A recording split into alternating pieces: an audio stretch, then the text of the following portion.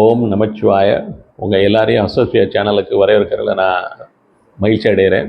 So இன்றைக்கி நாம் ரிஷப லக்கணத்துக்கு மாரகாதிபதி யார், பாதகாதிபதி யாருங்கிறத நம்ம பார்க்கலாம். மாரகாதிபதிங்கிறது மரணத்தை கொடுக்கக்கூடிய கிரகத்தை சொல்லக்கூடியது. ஸோ மரணம் மட்டுமே அங்கே கொடுக்கணும்னு விதி கிடையாது. மரணமோ இல்லை மரணத்துக்கு சமமான கஷ்டங்களையோ கொடுக்கக்கூடியது தான் மாரகாதிபதி. அதே மாதிரி பாதகாதிபதி அப்படின்னா என்ன செய்கிறதுனா கொடுத்து கெடுக்கிறது. அதாவது ஒரு இங்கே நல்ல விஷயங்களை கொடுத்து அந்த நல்ல விஷயங்கள் மூலிமா சில கஷ்டங்களை கொடுக்கறது தான் பாதகாதிபதிங்கிறதுக்கு அர்த்தம். இங்கே ரிஷப லக்கணத்துக்கு 3-8க்குரிய கிரகம், 3ஆம் இடத்துக்குரிய சந்திரனும் 8ஆம் இடத்துக்குரிய குருவும் இங்கே மாரகாதிபதி. அப்படின்னா என்ன அர்த்தம்? அவங்க அந்த மரணமோ இல்லை மரணத்துக்கு சமமான கஷ்டங்களையோ கொடுக்கக்கூடிய கிரகம் இங்கே சந்திரனும் இங்கே குருவும்.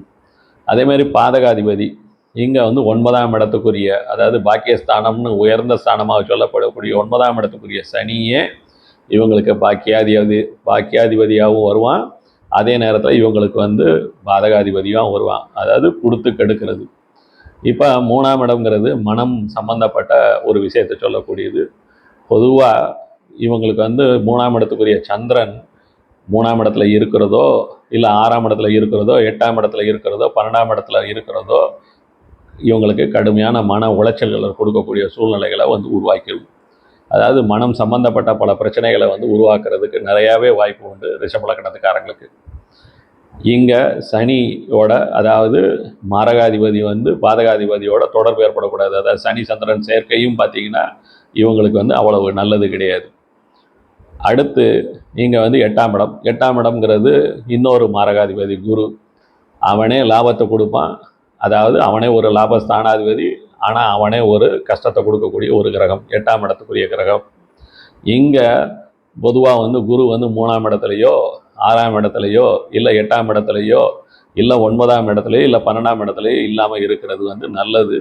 அப்படி இருந்தால் இங்கே உங்களுக்கு அவங்களுக்கு அந்த, அதாவது உயிர் சம்பந்தப்பட்ட பிரச்சனைகள், அப்படின்னா என்ன அர்த்தம்? உடல்நலம் சம்பந்தப்பட்ட பிரச்சனைகள், இல்லை அளவுக்கு அதிகமான, அதாவது நம்ம போன ஜென்மத்தில் செஞ்ச கர்மாக்களால் ஏற்பட்ட பிரச்சனைகள் அதிகமாக உண்டாகிறதுக்கு வாய்ப்புகள் உண்டாகிறது.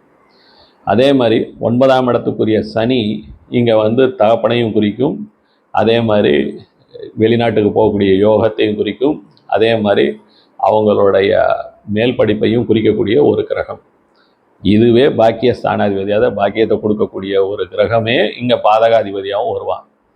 இங்கே இந்த சனி 3ஆம் இடத்துக்குரிய 3ஆம் இடத்துலையோ இல்லை 6ஆம் இடத்துலையோ 8ஆம் இடத்துலையோ இல்லை 9ஆம் இடத்துலையோ 12ஆம் இடத்துலையோ இல்லாமல் இருக்கிறது நல்லது. அதே மாதிரி இங்கே நான் ஏற்கனவே சொல்லியிருக்கேன், சந்திரனும் குருவும் மாரகாதிபதிகள். அதே மாதிரி சனி பாதகாதிபதி. இந்த 3 கிரகங்கள் சேர்க்கையும் இல்லாமல் இருக்கிறது நல்லது. அதாவது ஒன்றுக்கு ஒன்று சந்திரன் சனி சேர்க்கையோ இல்லை சனி குரு சேர்க்கையோ இல்லை குரு சந்திரன் சேர்க்கையோ இங்கே ரிஷப லக்கணத்துக்காரங்களுக்கு இல்லாமல் இருக்கிறது நல்லது. ஏன்னா அது சில விஷயங்களில் நல்ல பலன்களை கொடுக்குற மாதிரி இருந்தாலும் சில நேரங்களில் இவங்களுக்கு அளவுக்கு அதிகமான கஷ்டங்களையும் கொடுக்கறதுக்கு சந்தர்ப்பங்கள் அதிகம்.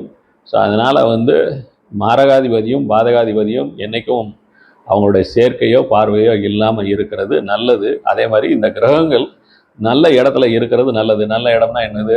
ரிஷப லக்கணத்துக்கு 2ஆம் இடம், 4ஆம் இடம், 5ஆம் இடம், 7ஆம் இடம், 10ஆம் இடம், 11ஆம் இடம். இந்த இடத்துல இந்த கிரகங்கள் இருந்தால் ரிஷப லக்கணத்துக்காரங்களுக்கு அதனால் பெரிய பாதிப்புகள் ஏற்படாது. இது போன்ற மேலும் பல பதிவுகளை நாம் வரக்கூடிய காலங்களில் பார்க்கலாம்.